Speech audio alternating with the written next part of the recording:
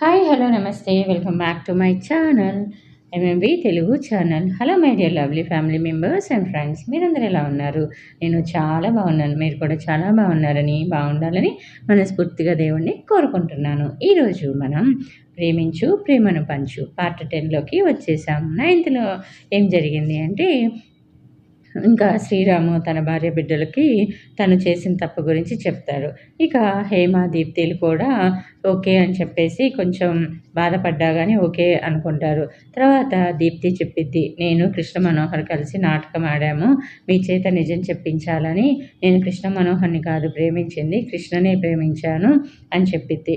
ఇంకా మైథిలి దగ్గరికి వెళ్ళేసి క్షమించమని అడిగితే, ఇప్పుడు నువ్వు వచ్చి నన్ను క్షమించమని అడిగినందువల్ల పోయిన అత్తయ్య మామయ్య అండ్ సుమ అండ్ మా నాన్న తిరిగి వస్తారా? లేదు కదా. నేను ఎన్ని ఇబ్బందులు పడ్డానో అవన్నీ తిరిగి వస్తాయా? ఎన్ని అవమానాలు పడ్డానో అవన్నీ సమస్య పోతాయా? లేదు కదా. సో ప్రశాంతంగా ఉన్నాను, మళ్ళీ నా జీవితంలోకి మీరు రావద్దు అంటూ చెప్పిద్దనమాట. ఇక అంతలోకే దీప్తి కూడా చాలా డల్గా ఉంటుంది. అయితే అంతలోకి ఆమెకి కామేశ్వరి దగ్గర నుంచి పిలుపు వచ్చిద్ది. అయితే ఇంకా కామేశ్వరి వాళ్ళ ఇంటికి వెళ్ళి వంట చేస్తూ ఉంటుంది. కృష్ణ ఆమెను చూసి, ఇంటి ఇల్లాలుగా భలే వంట చేస్తున్నావే అని చెప్పేసి, ఈ వంట రోజు తినటం కంటే అదృష్టం ఏముంటుంది అని చెప్పేసి అంటాడనమాట. ఇక తర్వాత ఏం జరిగిందో తెలుసుకునే ముందు నాదో చిన్న విజ్ఞప్తి. మీరు కనుక నా ఛానల్ని ఫస్ట్ టైం చూస్తున్నారా? చూస్తూ ఇంకా సబ్స్క్రైబ్ చేసుకోకపోతే ఇప్పుడే సబ్స్క్రైబ్ చేసుకోండి. సబ్స్క్రైబ్ బటన్ రెడ్ కలర్లో ఉంటుంది, దాన్ని క్లిక్ చేస్తే బెల్ ఐకాన్ వస్తుంది. దాన్ని క్లిక్ చేసి ఆల్ అనే ఆప్షన్ని ఎంచుకుంటే ముందు ముందు నేను చెప్పే మరిన్ని ఇంట్రెస్ట్కరమైన సిరీస్ అప్డేట్స్ అన్నీ మీకు నోటిఫికేషన్ రూపంలోకి వచ్చేస్తాయి. ఇంకా కథలోకి వెళ్దామా? ఇంటి ఇల్లాలిలా కిచెన్లో అన్నీ చక్కబెడుతున్న దీప్తి వెనక చేరి, ఏమిటి చిగురాకులలో చిలకమ్మలా ఆకుపచ్చ చీర కట్టుకొని కళ్ళకు విందు చేయటమే కాకుండా విందు భోజనం ఏర్పాటు చేస్తున్నావు అన్నాడు ఆమె వంక ఇష్టంగా చూస్తూ. ఆ చూపులు గిలిగింతలు పెట్టాయి దీప్తికి. వాళ్ళిద్దరిని చూస్తూ, జంట బాగుంది, మనం వెళ్ళి వాళ్ళ పెద్దవాళ్ళని కలిసి వద్దామా అంది కామేశ్వరి ముచ్చటగా. ఈ రోజుల్లో ఆడ మగ తేడా లేకుండా ఫ్రెండ్లీగా ఉంటున్నారు యువత, నువ్వు ఏదేదో ఊహించుకోకు అన్నాడు పరమేశ్వరు. ఆ తర్వాత అందరూ భోజనం చేశారు. వంట అద్భుతంగా ఉంది, రోజు ఇలాంటి వంట తినడం కన్నా అదృష్టం వేరే ఉండదు అన్నాడు కృష్ణ మనస్ఫూర్తిగా దీప్తిని మెచ్చుకుంటూ. ఆ పిల్ల మెల్లో నువ్వు 3 ముళ్ళు వేస్తే ఆ అదృష్టం దక్కుతుందిగా వెంటనే అనేసింది కామేశ్వరి. అమ్మో, ఈ మహాతల్లినా, ముక్కు పిండి 3 చెరువుల నీళ్లు తాగిస్తుంది కంగారుగా అన్నాడు కృష్ణ. నీకు అలాంటి వాళ్లే కావాలి, అప్పుడు కానీ తిరుగుళ్ళు మానవు అందామె. మళ్ళీ మొదలెట్టావు విసుగ్గా అన్నాడు కృష్ణ హాల్లోకి వెడుతూ. కృష్ణ, ఎందుకలా అంటావు? జీవితం అంటే ఆషామాషిగా గడవకూడదు, ఓ లక్ష్యం ఉండాలి. ముందు నువ్వేంటో ప్రూవ్ చేసుకో, ఆ తర్వాత సంఘ సేవ చేస్తే బాగుంటుంది. నీ వాళ్ళని నువ్వు పట్టించుకోవాలిగా అంది దీప్తి అతని వెనకే ఒడుతూ. సాలోచనగా చూశాడు కృష్ణ. ఎవరు కలిసినా మొదట తనని అడిగే ప్రశ్న ఏ ఏ జాబ్ చేస్తున్నావు అని. ఖాళీగా మాత్రం లేను అంటూ మాట దాటేస్తున్నాడు. కానీ ఎన్నాళ్ళు ఇలా? అవసరమైన డబ్బు తన పెద్దవాళ్ళు ఇస్తున్నారు కాబట్టి చేయగలుగుతున్నాడు. కానీ తన కాళ్ళ మీద తను నిలబడే ప్రయత్నం చేయడం లేదు. కోపం వచ్చిందా కృష్ణ? సారీ, నీ మనసుని నొప్పించి ఉంటే అంది దీప్తి. లేదులే దీప్తి, నాలోకి నేను తరచి చూసుకునేలా చేశావు. మరి ఇంతకాలంగా ఎప్పుడు ఇలా మాట్లాడలేదేంటి అన్నాడు కృష్ణ. బుద్ధు, నీకు కాబోయేవాడు ఏం చేస్తాడు అని అడిగితే నేనేం చెప్పుకోను అంది దీప్తి బుగ్గల్లో గులాబీలు పూస్తుండగా. ఆమె మాటలు అర్థమయ్యేసరికి కృష్ణకి పట్టరాని ఆనందం కలిగింది. దీప్తి, ఏది మరోసారి చెప్పు అని అడిగాడు ఆనందంగా. ముక్కు ముఖం తెలియని వ్యక్తిని కట్టుకునే కన్నా అభిరుచులు కలిసిన వాడిని పెళ్ళాడడం మంచిది కదా. నీ నుంచి ప్రపోజల్ వస్తుందని ఎంతగానో చూశాను కానీ పప్పు ముద్దవి అర్థం చేసుకోవడం లేదు. అందుకే సిగ్గుని పక్కకు పెట్టి నేనే బయటపడాల్సి వచ్చింది అంది దీప్తి నవ్వుతూ. మరి అంకులేంటి? కృష్ణ మనోహర్ ఎలాంటి వాడంటూ నన్ను వివరాలు అడిగాడు. నేను వేరేగా ఊహించుకున్నానా? అయోమయంగా అన్నాడు కృష్ణ. ఎప్పుడు? మరి అప్పుడైనా నన్ను అడిగుండొచ్చు కదా అంది దీప్తి. నీకిష్టం లేకుండా అంకుల్ ప్రొసీడ్ కారు కదా. నువ్వు అతన్ని చాలాసార్లు మీట్ అవుతున్నావు కదా, నీకు కానీ అతని మీద ఇష్టం ఏర్పడిందేమో అనుకున్నాను. అతను ఇంకా చెప్పబోతుంటే, అన్నీ నువ్వు అనుకోవడమేనా? నన్ను అడగాలని అనిపించలేదా? నిన్నగాక మొన్న పరిచయమైన వాడిని ఎలా ఇష్టపడతాననుకున్నావు? అంది దీప్తి. ప్రేమెప్పుడు ఏ క్షణంలో ఎవరి మీద కలుగుతుందో తెలీదుగా. అయినా ఓ స్టేటస్ ఉన్నవాడినేమి వాళ్ళు కోరుకుంటారు గాని నాలా గాలికి తిరిగేవాడి గురించి ఆలోచించరుగా అని అన్నాడు. అదేదో నన్నే అడగొచ్చుగా అసహనంగా అంది దీప్తి. అడిగాక నీకా ఉద్దేశమే లేదంటే మన ఇన్నేళ్ల స్నేహం దూరమైపోతుందని భయం వేసింది. ఎంతో సిన్సియర్గా చెప్పాడు కృష్ణ. ఒక్కసారిగా అతన్ని చుట్టేసింది దీప్తి. కృష్ణ, నీ క్వాలిఫికేషన్కి మంచి జాబ్ రాకపోదు. లేదు, నువ్వేదైనా బిజినెస్ స్టార్ట్ చేయి. తర్వాత నాన్నగారిని కలిసి మాట్లాడు సింపుల్గా అంది దీప్తి. అప్పుడే అతనికి అన్ని విషయాలు తెలుస్తాయి అనుకుంటూ. అదంతా జరిగేసరికి ఎంత కాలం పడుతుందో నిరాశగా అన్నాడు అతను. పట్టుదల, ఏకాగ్రత ఉంటే ఎక్కువ సమయం పట్టదు. ఏదైనా సాధించాలి అన్న ఆశ ఆకాశమంత శక్తిని, భూమికున్న సహనాన్ని ఇస్తుంది అనంది.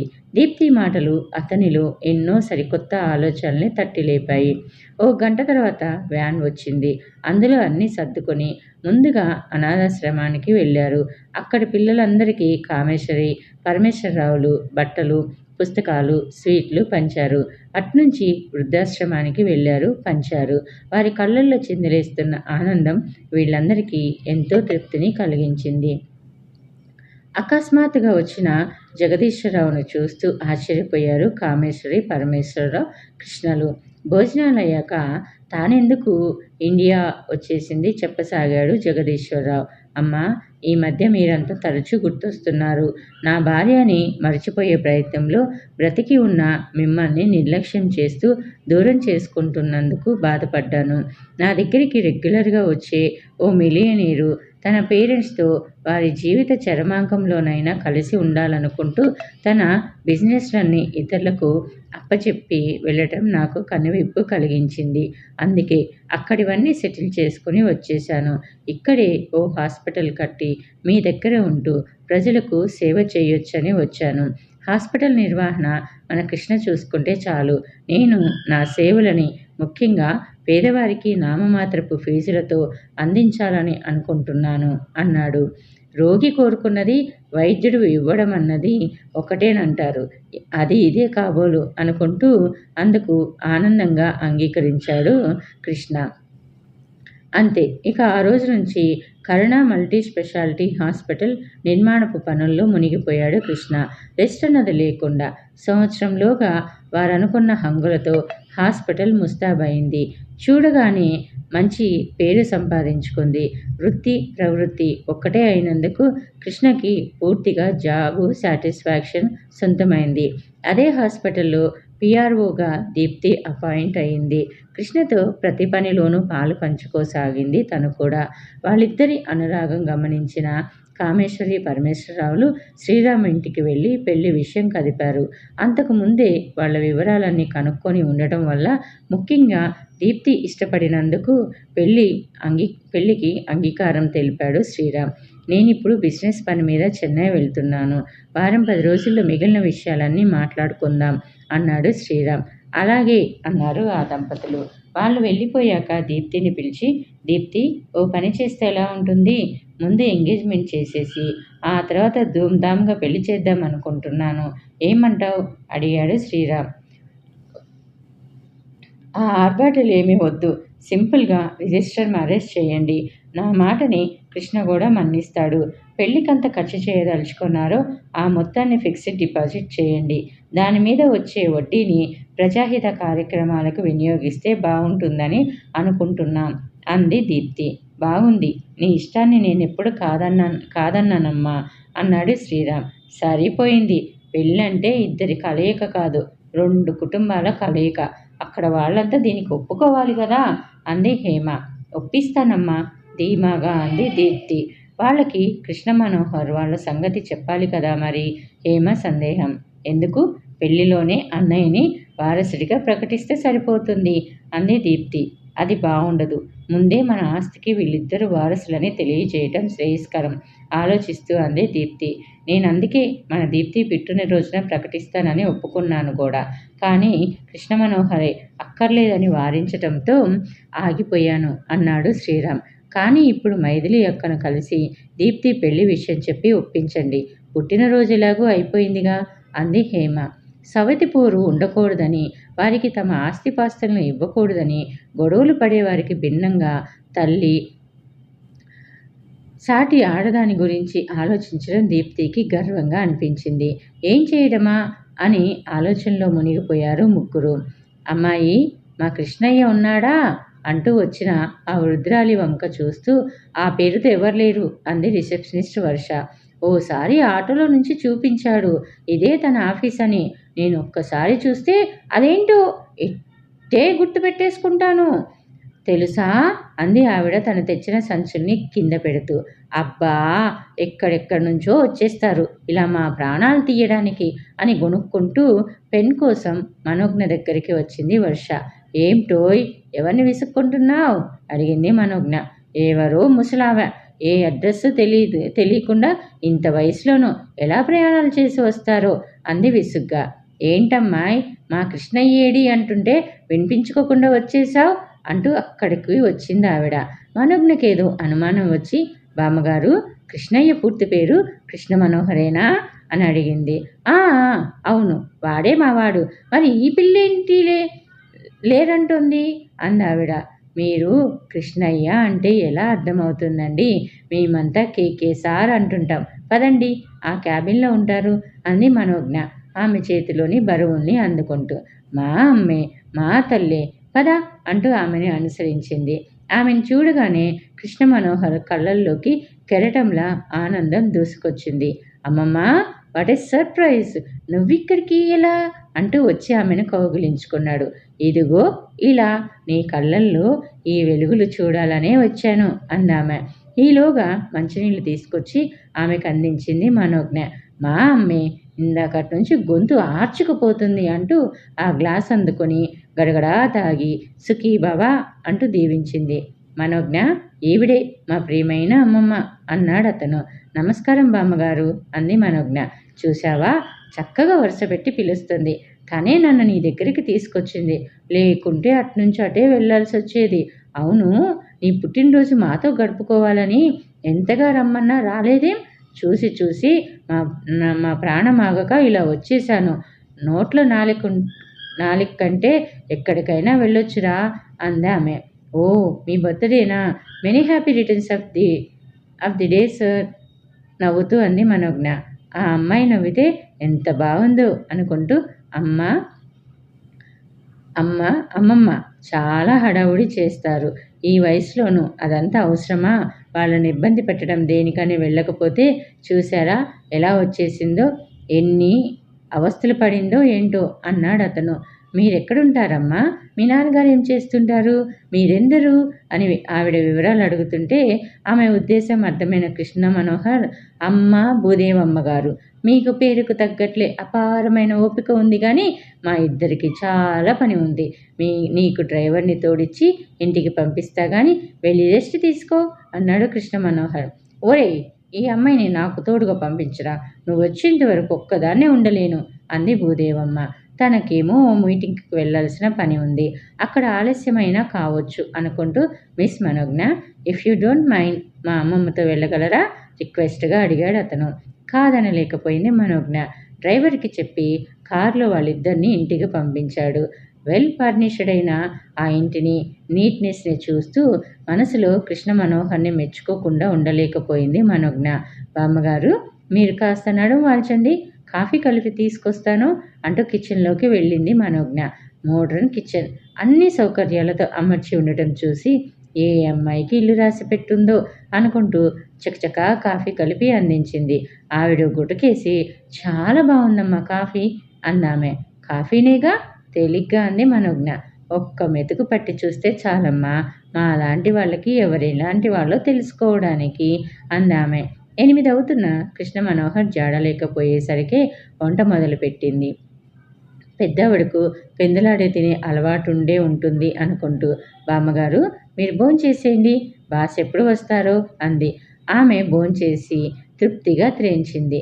అరగంట తర్వాత కృష్ణ మనోహర్ వచ్చాడు. ఇక వెడతాను సార్ అంది మనోజ్ఞ.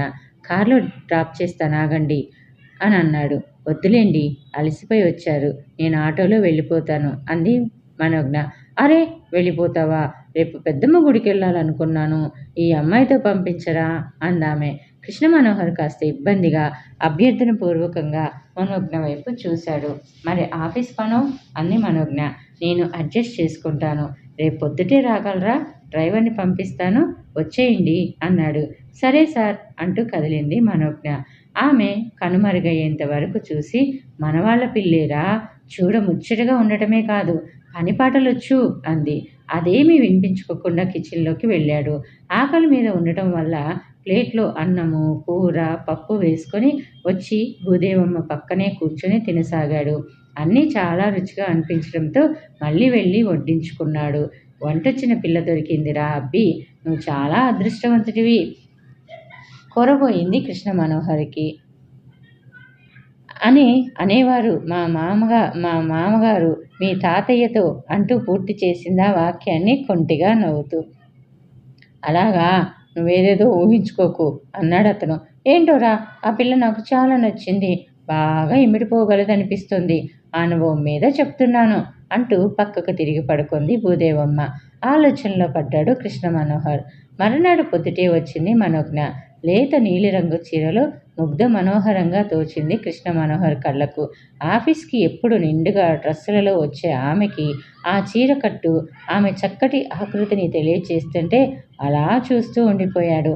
అతని చూపులు ఒళ్ళంతా తడిమినట్లయి ఇబ్బందిగా చూస్తూ, లోపలికి రావచ్చా సార్ అని అడిగిందామ. రావచ్చండి అన్నాడు నవ్వుతూ. ఆ నవ్వుకి ఆమె గుండె జల్లుమంది. చప్పున తల వంచేసుకొని బామ్మగారు అంటూ లోపలికి వెళ్ళిపోయింది. పొద్దున్నే వెడితేనే అమ్మవారి దర్శనం చక్కగా అవుతుంది. జనం పెరిగిపోతూ ఉంటే క్యూలో నిలబడాల్సి వస్తుంది, తొందర పెట్టి పంపించేస్తారు కూడా అంది మనోజ్ఞ భూదేవమ్మతో. సరే, మీరిద్దరు కారులో వెళ్ళండి, నేను బైక్ మీద ఆఫీస్కి వెళ్తాను అన్నాడు కృష్ణ మనోహర్. ఎప్పుడు పనే ఏంట్రా, మనకి జీవితాన్ని ఇచ్చిన దైవాన్ని స్మరించుకుంటూ ఉండాలి. నువ్వు మాతో వచ్చేయి, మమ్మల్ని ఇంట్లో దింపేసి ఆఫీస్కి వెళ్తూ గాని అందామె. దాంతో అతనికి వారితో పాటు కదలక తప్పలేదు. పెద్దమ్మ తల్లి దర్శనం చేసుకునేసరికి చాలా తృప్తిగా అనిపించింది. అమ్మవారికి భక్తులు సమర్పించిన చీరలను ఆదివారం, మంగళవారం వేలం వేస్తూ ఉంటారు ఆ గుళ్ళో. అరే వెళ్ళి ఓ 4 చీరలు తీసుకోరా అంది భూదేవమ్మ. ఆ చీరలను మన దగ్గర ఉంచుకుంటే శుభం అంటారు అందామె మళ్ళీ. నిజమే కావచ్చు, కానీ అంత దూరం నుంచి ఏ చీర ఎలాంటిదో నాకెలా తెలుస్తుందమ్మమ్మా అన్నాడు ఇబ్బందిగా. నేనిక్కడ కూర్చుంటా గానీ అమ్మాయిని తీసుకెళ్ళి తను సెలెక్ట్ చేసినవి కొను అందామె. కృష్ణ మనోహర్ మనోజ్ఞ వంక చూశాడు. ఎలాంటివి, ఎంతలో తీసుకోమంటారు బామ్మ అడిగిందామె. 2 పట్టువి, 2 కాటన్వి కానీ గద్వాలువి కానీ తీసుకో అందామె. కృష్ణ మనోహర్ వెనుక నడుస్తున్న మనోజ్ఞను చూస్తూ తల పంకించిందామె. మంచి కలర్లో నాణ్యతగా ఉన్న చీరలు వేలానికి వచ్చినప్పుడు కృష్ణ మనోహర్ భుజం తడుతూ ఇప్పుడు పాడండి అంటూ ఆమె చెప్తుంటే 5 చీరలు కొన్నాడు కృష్ణ మనోహర్. ఎక్స్ట్రాగా కొన్న చీర దీప్తికై ఉంటుంది. ఈ మధ్య తన సెల్ ఫోన్ని ఇంట్లో ఇచ్చేయడం వల్ల ఎవరితోనూ మాట్లాడటమే కుదరటం లేదు.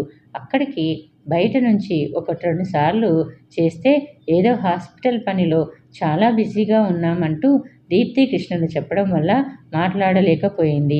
ఆదివారాల్లో వెడదాం అనుకొని కూడా దొరికిన ఆ ఒక్కరోజు వాళ్ళు విశ్రాంతి తీసుకుంటారు కదా అనుకుంటూ వెళ్ళడం మానుకుంది.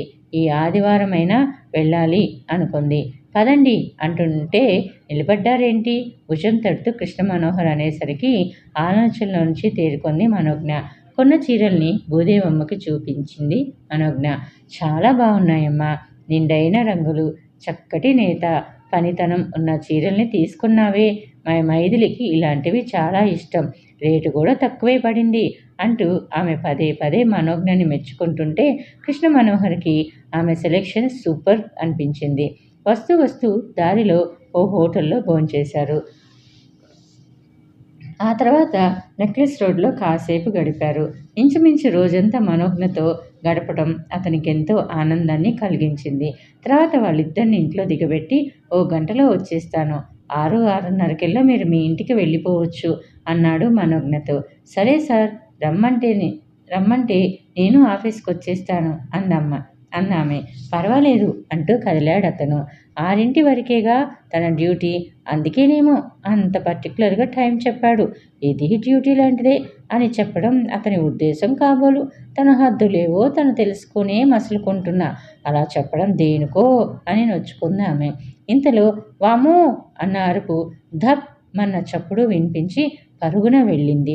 బాత్రూంలో కాలు జారిందేమో, పడిపోయి ఉంది భూదేవమ్మ మూలుగుతూ. "అయ్యో, బాగా దెబ్బలు తగిలాయా" అని కంగారుగా అడుగుతూ తన శక్తి అంతా కూడగట్టుకొని ఎలాగోలా ఆమెను లేవతీసి మంచం దగ్గరకు నడిపించుకొచ్చి పడుకోబెట్టింది. "అమ్మో, నడుం పట్టేసిందమ్మా" అందామె బాధగా వెలువెల్లాడుతూ. షెల్ఫ్లో వెతికి అక్కడ ఓల్ని ఆయింట్మెంట్ కనిపిస్తే తీసి నడుంకి మసాజ్ చేయసాగింది మనోజ్ఞ. "ఇంకెక్కడన్నా దెబ్బలు తగిలాయా బామ్మ" అని అడిగింది. "ఎడమ కాలికి తగిలినట్టుంది. నా ఒంటి బరువంతా పడింది" అంది. ఆమె చీర కాస్త జరిపి చూసేసరికి అక్కడంతా కమిలినట్టు కనిపించింది. అక్కడ కాస్త మసాజ్ చేసింది. "బామ్మ, సార్కి ఫోన్ చేస్తాను. ఆయన డాక్టర్ని తీసుకొని వస్తారు" అంది మనోజ్ఞ. "పర్వాలేదులేమ్మా, నువ్వు మసాజ్ చక్కగా చేశావు. ఇప్పుడు కాస్త నయమే. ఇందాకటి కన్నా మరీ ఎక్కువైతే అప్పుడు డాక్టర్ని పిలవచ్చులే" అంది భూదేవమ్మ. మెడికల్ కిట్లో ఉన్న పెయిన్ కిల్లర్ టాబ్లెట్ తీసి ఎక్స్పైరీ డేటు అది చూసి ఆమెకిచ్చింది మనోజ్ఞ. అది వేసుకున్నాక భూదేవమ్మ నిద్రలోకి జారుకుంది. గంట తర్వాత లేచింది. టీవీ చూస్తున్న మనోజ్ఞతో, "అమ్మా, బాత్రూంకి వెళ్ళాలి" అంది భూదేవమ్మ. "లేచి నడవగలరా బామ్మ" అడిగింది మనోజ్ఞ. "లేవక తప్పదుగా" అందామె. ఆ స్వరంలోని అసక్తత, వెళ్ళాల్సిన ఆవశ్యకత అర్థమైంది ఆమెకి. "ఒక్క క్షణం" అంటూ వెళ్ళి వెతికి స్టోర్ రూంలో ఉన్న ప్లాస్టిక్ టబ్బు తీసుకొచ్చింది. "బామ్మ, మీరిప్పుడు నడిచేలా లేరు. నడుం కాస్త పైకెత్తండి. ఈ ప్లాస్టిక్ టబ్ పెడతాను. యూరిన్ అందులో పాస్ చేయండి" అంది. "అయ్యో తల్లీ, నీకిదో అదనపు శ్రమ" అందామె నొచ్చుకుంటూ. కానీ అంతకన్నా గత్యంతరం లేక ఆమె చెప్పినట్లే చేసింది. యూరిన్ తీసుకెడుతున్నప్పుడు కానీ, అది శుభ్రం చేసి వస్తున్నప్పుడు కానీ మనోజ్ఞ ముఖంలో ఎలాంటి అసహ్యం కానీ, ఏహ్యత కానీ కనిపించకపోయేసరికి భూదేవమ్మ మనసు తేలికపడింది. "నీతో చేయించుకోరాని పనులు చేయించుకోవలసి వచ్చిందమ్మా" అందామె గిల్టీగా ఫీల్ అవుతూ. "బామ్మ, అలా అనకండి. మా నాన్నమ్మకి పెరాలసిస్ వచ్చింది. ఆమెకు మేమందరం ఇలాంటి సేవలు చేస్తాం. ఇలాంటివి మాకు అలవాటే. అయినా ఇలా కష్టం రాబట్టి గాని మీరేం ఫీల్ అవ్వకండి" అంటూ నచ్చచెప్పింది. ఆ తర్వాత ఆమెకు టైంపాస్ అయ్యేందుకు అక్కడున్న మ్యాగజైన్ తీసి కథ చదివి వినిపించింది.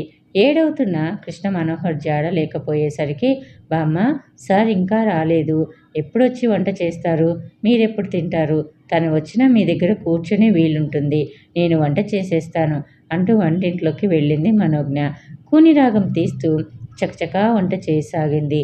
ఇంట్లోకి అడుగుపెట్టగానే గుమగుమలు పలకరించాయి కృష్ణ మనోహర్ని. చప్పుడు చేయకుండా నడిచి వచ్చి కిచెన్లోకి తొంగి చూశాడు తను. అటు తిరిగి కిచెన్ గట్టుని, స్టవ్ని శుభ్రం చేస్తూ, "కోన్ ఆయా మేరే దిల్ కి ద్వారే పాయల్ కి జాన్ కర్ హుయి" అంటూ మనోజ్ఞ పాడుతుంటే ఆ గొంతులోని మాధుర్యానికి మైమరిచి నిలబడిపోయాడు. తన ఇంటి ఇల్లాలిలా చక్కదిద్దుతున్న ఆమెను చూస్తుంటే మదిలోని ఆలోచనలకేదో రూపం ఏర్పడినట్లయింది అతనికి. సడన్గా వెనక్కి తిరిగిన మనోజ్ఞకి అతన్ని చూడగానే గొంతు టక్కున మూతబడిపోయింది. సిగ్గుతో ఆమె తల వంచుకుంటే, "చాలా బాగా పాడారే" అన్నాడతను అభినందనగా. అక్కడ నిలబడలేక ఆమె పెరట్లోకి వెడుతుంటే నవ్వుకుంటూ, "బామ్మా, ఏం చేస్తున్నావేంటి" అంటూ బెడ్రూంలోకి వెళ్ళాడు. మంచం మీద మూలుగుతున్న భూదేవమ్మను చూసి ఉలిక్కిపడ్డాడు. "అరే, ఏమైందమ్మమ్మా" కంగారు పడుతూ అడిగాడు భూదేవమ్మని. ఆమె జరిగిందంతా చెప్పింది. మనోజ్ఞ లేకపోతే ఏమయ్యేదో, ఎలా ఉండేదో అందామె. అదంతా వినేసరికి కృష్ణ మనోహర్ మనసంతా మనోజ్ఞ పట్ల కృతజ్ఞతాభావంతో నిండిపోయింది. ఇంతలో మనోజ్ఞ అల్లం చేసి వేసి చేసిన టీ పట్టుకొచ్చి ఇచ్చింది. అమ్మమ్మ ఇప్పుడే అంతా చెప్పింది. Thank you Manogna for everything అన్నాడు మనస్ఫూర్తిగా. ఫార్మాలిటీస్ బాగానే పాటిస్తారు అనుకుంటూ వెల్కమ్ సార్ అంది గొణుగుతున్నట్లుగా. కాసేపు అయ్యాక ఇక నేను వెడతాను అంటూ లేచింది మనోజ్ఞ. అయ్యో వెళ్ళిపోతావా వేలుగా అడిగింది భూదేవమ్మ. మీరు లేవగలిగేలా ఉన్నారా లేదా మెల్లగా అడిగింది మనోజ్ఞ. లేవబోతే నడుం కలుక్కుమంటుందమ్మా. టాయిలెట్కి వెళ్ళాలంటే ఎలా? వాడితో అలాంటి పనులు ఎలా చేయించుకోను? నువ్వు తోడుంటే బాగుంటుందమ్మా అందామె బతిమలాడుతున్నట్లుగా. కృష్ణ మనోహర్ వంక చూసింది మనోజ్ఞ. అతడి కళ్ళల్లోనూ అదే రిక్వెస్ట్ కనిపించేసరికి సుమిత్రకు ఫోన్ చేసేసి నేను ఈ రాత్రికి రాను, కంగారు పడకండి అని చెప్పింది. అవతలి వారి గురించి ఆలోచించే ఆమె నైజం, పరోపకార చింతన గమనికలోకి వచ్చిన అతనికి ఆమెపై గౌరవం కలిగింది. తర్వాత ఏం జరిగింది అనేది తెలుసుకోవాలి అనుకుంటే నెక్స్ట్ ఎపిసోడ్ వరకు వెయిట్ చేయండి. అలానే నా ఛానల్ని ఇంకా సబ్స్క్రైబ్ చేసుకోకుంటే సబ్స్క్రైబ్ చేసుకోండి. అలానే మీ ఫ్రెండ్స్ అండ్ ఫ్యామిలీ మెంబర్స్లో ఎవరికైనా స్టోరీస్ వినే అలవాటు ఉంటే నా ఛానల్ని రిఫర్ చేయండి, అంటే షేర్ చేయండి. మీ